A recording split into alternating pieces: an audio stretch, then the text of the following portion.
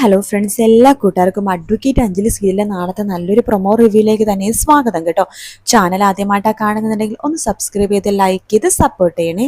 നമ്മുടെ രാഘവൻ ഉണ്ണിനെ ഞെട്ടിച്ചുകൊണ്ടുള്ള വാർത്തയാണ് നമ്മുടെ കുറിപ്പ് വന്ന് പറയുന്നത് കേട്ടോ. തൻ്റെ മകനുണ്ടല്ലോ, അവൻ എൻ്റെ മകളെ വേണ്ടെന്ന് പറഞ്ഞിട്ട് വിവാഹപ്പന്തലിൽ നിന്ന് ഓടി രക്ഷപ്പെട്ടപ്പോൾ തന്നെ എനിക്കറിയായിരുന്നു അവൻ ഏതോ ഒരു കുരുക്കിൽ പെട്ടിരിക്കുകയാണെന്ന്, ഏതോ ഒരു പ്രണയക്കുരുക്കിൽ. അത് തനിക്ക് മനസ്സിലായ കാര്യമാണല്ലോ.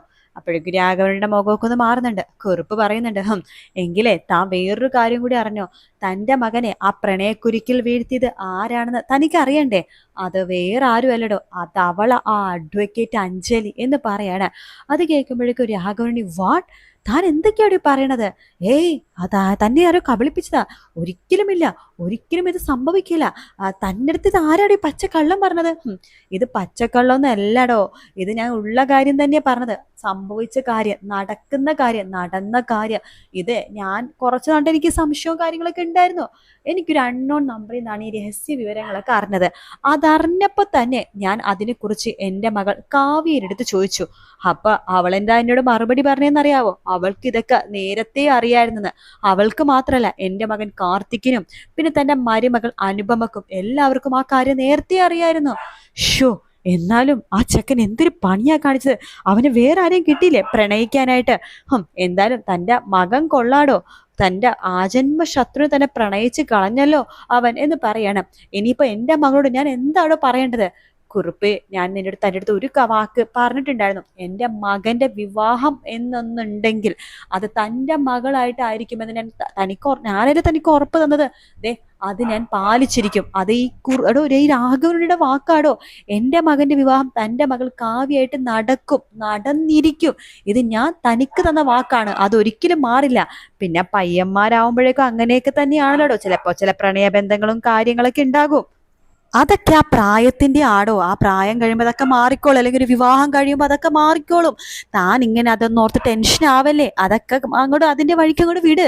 എടോ രാഘവ, അവസാന പ്രാവശ്യം തന്നോട് ഞാൻ ഒരു പ്രാവശ്യവും കൂടി ഞാൻ തന്നെ ഞാൻ വിശ്വസിക്കുകയാണ്. അവസാനമായിട്ട് തനിക്ക് എപ്പോ എൻ്റെ മകളുടെയും അർജുൻ്റെ വിവാഹം നടത്താൻ പറ്റും? എടോ, താൻ തന്നെ മുഹൂർത്തം നിശ്ചയിച്ചോ. എൻ്റെ മകൻ അർജുൻ തൻ്റെ മകൾ കാവ്യയുടെ കഴുത്തിൽ വിവാഹത്താലി ചാർത്തിയിരിക്കും. ശരി, തന്നെ വിശ്വസിച്ച് ഞാൻ ഇവിടുന്ന് പോവാണ്. രാഘവ, ഇതിലെന്തെങ്കിലും മാറ്റം സംഭവിച്ചു കഴിഞ്ഞാ പിന്നെ താൻ ഒരിക്കലും സുഹൃത്തെന്ന് പറഞ്ഞ എന്നെ കാണില്ല. മനസ്സിലായോ? എടോ, മനസ്സിലായോടോ?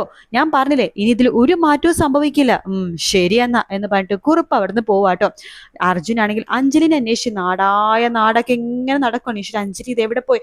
ഇനി അവളെ വിഷമം താങ്ങാൻ പറ്റാതെ ഇനി എന്തെങ്കിലും കടുകൈ ചെയ്ത് കാണോ എന്നൊക്കെ ആലോചിച്ച് അർജുൻ ആകെ ടെൻഷനായിട്ട് വണ്ടിയായിട്ട് അങ്ങോട്ടും ഇങ്ങോട്ടൊക്കെ അലിനെ തിരിഞ്ഞ് നടക്കുവാട്ടോ. അവസാനം അഞ്ജലിനെ കണ്ടെത്തുന്നുണ്ട്. ഒരു കുന്നിന്റെ മുകളിൽ കയറി നിൽക്കുകയാണ് അഞ്ജലി. അഞ്ജലി, അഞ്ജലി എന്ന് വിളിച്ചിട്ട് അർജുൻ വേഗം തന്നെ അഞ്ജലിയുടെ അടുത്തേക്ക് പോകുന്നുണ്ട്. അഞ്ജലിക്ക് അർജുനെ കാണുമ്പോൾ തന്നെ ദേഷ്യം വരുവാട്ടോ. എന്തിനാ നിങ്ങൾ എന്നെ അന്വേഷിച്ച് ഇവിടേക്ക് വന്നത്? അഞ്ജലി, ഞാൻ പറഞ്ഞത് താൻ സമാധാനമായിട്ട് കേക്ക്. വേണ്ട, എനിക്കൊന്നും കേൾക്കണ്ട. ഇത്രയും നാട്ട് അപ്പൊ താൻ എന്നെ പറ്റിക്കുമായിരുന്നല്ലേ?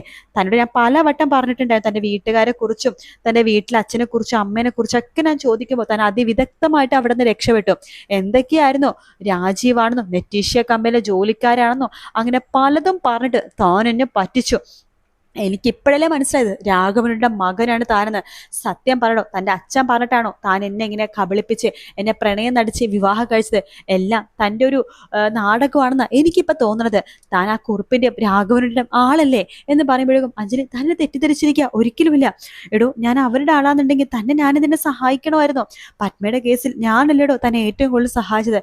പത്മേനെ കണ്ടെത്താനാണെങ്കിലും പത്മേനെ സംരക്ഷിച്ചതും എല്ലാം ഞാനല്ലേ. തന്നെ അങ്ങനെ കബളിപ്പിക്കാനാണെന്നുണ്ടെങ്കിൽ എനിക്ക് എപ്പോഴേ കബളിപ്പിക്കായിരുന്നടോ. പത്മയുടെ കേസിൽ പത്മനെ കണ്ടുപിടിച്ചപ്പോൾ തന്നെ അതെനിക്ക് പത്മനെ കോടതിയിൽ കൊണ്ടുവരാതിരുന്നാൽ പോരായിരുന്നോ? അതൊക്കെ നിങ്ങളുടെ രാജീവിന്റെ അല്ലല്ല അർജുന്റെ ഭയങ്കരമായിട്ടുള്ള പൊയ്മുഖമാണ്. അർജുന്റെ വലിയൊരു കള്ളത്തരമാണ്. എനിക്കിപ്പോൾ അത് നന്നായിട്ട് മനസ്സിലായി.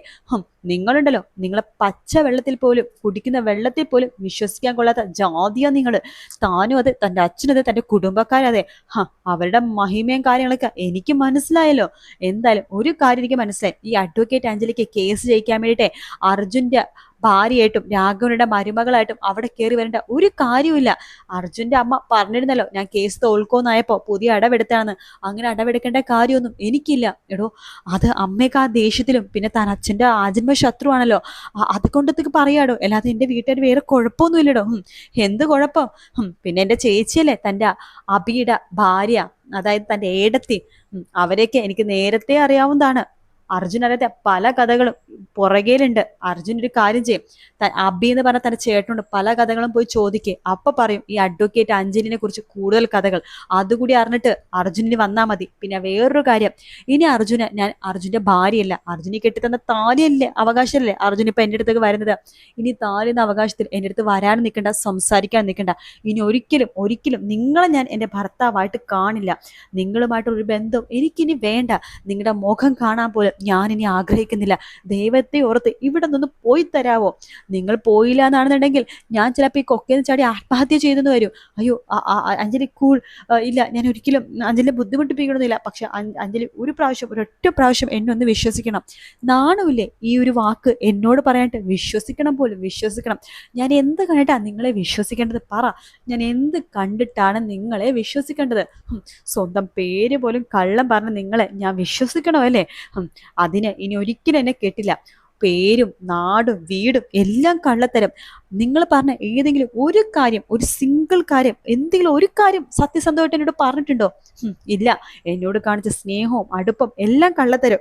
പക്ഷേ സമ്മതിച്ചിരിക്കുന്നു കേട്ടോ, നിങ്ങളുടെ കൂടെയുള്ളവരും പക്ക നിങ്ങളുടെ കൂടെ തന്നെ നിന്ന് നന്നായിട്ട് അഭിനയിച്ചു.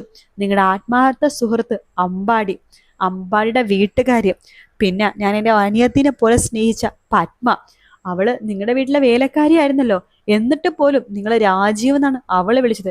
എല്ലാവരും കൂടി എൻ്റെ കൂടെ നിന്ന് ചതിക്കുമായിരുന്നു. എല്ലാവരും എൻ്റെ സത്യസന്ധതയെ, എൻ്റെ സ്നേഹത്തെ എല്ലാവരും കൂടി കളിയാക്കുമായിരുന്നു. എനിക്കെല്ലാം മനസ്സിലായി. ഇനി നിങ്ങളെനിക്ക് കാണണ്ട, പൊയ്ക്കോ വിടുന്ന എന്ന് പറഞ്ഞിട്ട് അർജുന ആട്ടിപ്പായിക്കാണ് അഞ്ജലി. അർജുന എന്ത് ചെയ്യണമെന്ന് അറിയില്ല. അർജുന അവിടെ നിന്ന് മാറി നിൽക്കുകയാണ്, അല്ലെങ്കിൽ അവിടെ നിന്ന് അങ്ങോട്ട് മാറി പോകുകയാണ് ചെയ്യുന്നത്. അഞ്ജലി കുറേ നേരം അവിടെ അങ്ങോട്ട് ഒറ്റയ്ക്ക് ഇരിക്കാട്ടോ. പിന്നീട് ആ സ്ഥലത്ത് വേറെ ആരും തന്നെ ഇല്ല. അഞ്ജലി എല്ലാവരും ആലോചിക്കുന്ന പോലെ, അതായത് ഏതൊരു സ്ത്രീയും ഒരു തെറ്റായ ഒരു തീരുമാനം എടുക്കുമല്ലോ ജീവിതത്തിൽ. ഇനി മുൻപോട്ട് എന്ത് ചെയ്യണം എന്നറിയാത്തൊരവസ്ഥ വരുമ്പോൾ ചില സ്ത്രീകൾ അങ്ങനത്തെ ഒരു തീരുമാനം എടുക്കാറുണ്ടല്ലോ. അതായത് ഇനിയിപ്പോ തൻ്റെ ജീവിതമേ തീർന്നു, തനിക്കിനി ഒരു ജീവിതമേ ഇല്ല, മറ്റുള്ളവരുടെ മുഖത്ത് എങ്ങനെയാ നോക്കും എന്ന കാഴ്ച, ഒരേ ഒരു ജീവിതം അവസാനിപ്പിക്കാൻ വേണ്ടി നോക്കുന്ന ആ ഒരു നിമിഷം, ആ ഒരു നിമിഷത്തിലേക്ക് അഞ്ജലി കടന്നു പോകാണ്. അങ്ങനെ തൻ്റെ ജീവിതം തീർത്താലോ തൻ്റെ അച്ഛനും അമ്മക്കും തന്നെ വേണ്ട. ഇപ്പൊ താൻ സ്നേഹിച്ച് തൻ്റെ ഭർത്താവായിട്ട് കണ്ട ആള് തന്നെ പറ്റിച്ചു, തന്നെ ചതിച്ചു കല്യാണം കഴിച്ചു. തൻ്റെ കൂടെ ആരുമില്ല എന്ന് മനസ്സിലാക്കിയ അഞ്ജലി അവസാനം ഒരു മരണത്തിലേക്ക് കുതിക്കുന്ന ഭാഗമാണ് നമ്മൾക്ക് പ്രൊമോയിൽ കാണാൻ സാധിച്ചത്. എന്തായാലും അഞ്ജലിക്കൊന്നും സംഭവിക്കൂല, അഞ്ജലി ചാടാനും പോകുന്നില്ല, അതിങ്ങനെ നോക്കിക്കൊണ്ടിരിക്കുക മാത്രമേ ചെയ്യത്തുള്ളായിരിക്കും. എന്തായാലും അങ്ങനത്തെ കുറെ ഭാഗങ്ങൾ നമ്മൾക്ക് ഇന്നത്തെ പ്രൊമോയിൽ കാണിച്ചു കേട്ടോ. വീഡിയോ ഇഷ്ടപ്പെട്ടാൽ ലൈക്ക് ചെയ്യുക, സബ്സ്ക്രൈബ് ചെയ്യുക, കമന്റ് ചെയ്യുക. മറ്റൊരു വീട്ടിൽ കാണാം. Take care, bye bye.